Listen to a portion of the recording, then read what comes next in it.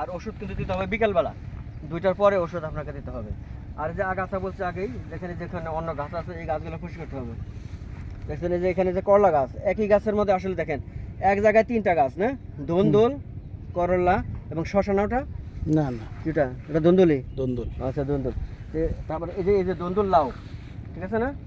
মিশ্র চাষ। দেখছেন এই যে পাতাগুলো, দেখছেন আমি যদি দেখাই, দেখেন পাতাগুলো কি অবস্থা করছে, যে বিটল পোকা। হ্যাঁ বিটল পোকা এগুলো করছে। এবং এই যে পাতাকে উপকার আছে, যে পাতা খায়, এই জন্য আপনার ডার্সবান দিতে পারেন। যদি পাতা মেলা চলে যদি কাজ না হয়, তখন আমরা ডার্সবানে চলে যাবো। দানাদার বিষ। হ্যাঁ না, এটা তরল, তরল। এটা স্প্রে করতে হবে।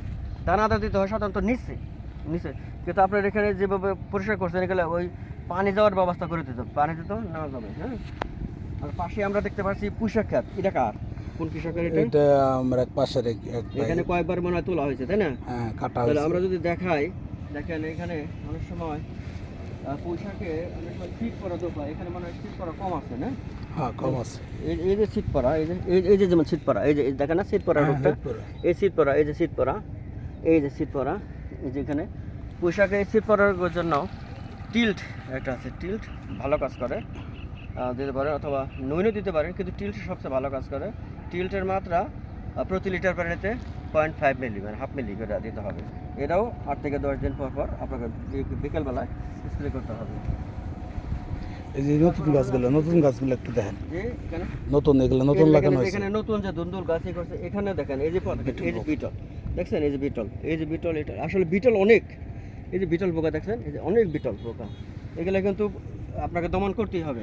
এই কালো কালো যে মেনজালি কয়, এর কি কোনো ক্ষতি করে? না, এইগুলো হলো যে পিঁপড়া, পিঁপড়া কোনো ক্ষতি করে? পিঁপড়ার জন্য আপনার যে বরিক আছে, বরিক পাউডার আছে, অথবা ফিনিশ পাউডার। হ্যাঁ, এগুলো আপনি যদি ছিটিয়ে দেন, তাহলে দেখবেন আপনার পিঁপড়া চলে যাবে। তারপরে দেখেন আপনার কিন্তু পচে গেছে, বুঝে পচে না, অনেক ফসল কিন্তু পচে গেছে। যেটা পচে গেছে ফল, এটা কিন্তু আপনি অপারেশন করতে হবে এখান থেকে, এখানে আপনি রাখতে পারবেন। এটা নিয়ে মাটির থেকে অনেক দূরে নিয়ে, মাটির 1 থেকে 1.5 ফিট নিচে কিন্তু এটা পুঁতে ফেলতে হবে।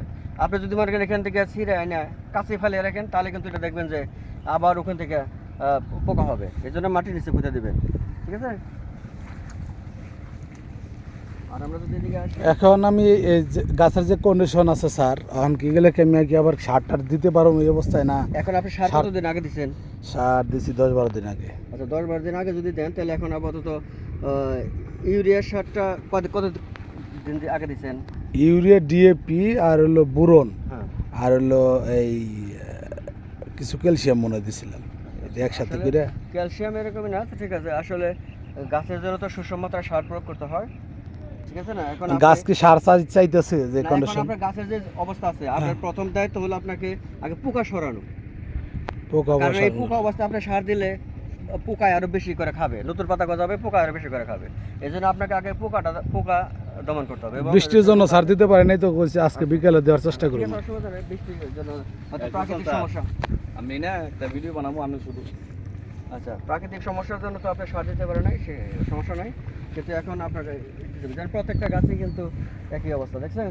হ্যাঁ, পোকার আক্রমণ। হ্যাঁ, এখানে আমার বিস্তর মাঠ, এখানে আসে দেখেন এই শাক, এটা হলো কলমি শাক। কমলি শাক। হ্যাঁ, কলমি শাক। এখন যদি বৃষ্টির জন্য একটু সমস্যা হয়েছে, বৃষ্টি যদি কমে তাহলে এগুলো অবশ্যই সুন্দর হবে। পাশে আছে আমাদের মাছের ঘের আছে, কৃষক ভাইরা মাঠে কাজ করতেছে। এখানে অনেক ধুন্দুল আছে, ধুন্দুল এই যে ধুন্দুল গাছে স্টক করছে। স্টক করছে, মানে এখানে ওই যে বৃষ্টি হয়েছে, বৃষ্টি অতি বৃষ্টিতে পানি জমার পরে এগুলো নষ্ট হয়ে তাই গেছে। অবস্থা, এটা তো তাই দেওয়া যাচ্ছে, পানি এটাই, জমছে। অতি বৃষ্টিতে এটা নষ্ট হয়ে গেছে, ঠিক আছে? ঠিক আছে, ধন্যবাদ আপনাদের সবাইকে। ডাকতেছে। ওই মিনিটে দেখেন ওই কৃষক ভাই কি বলে।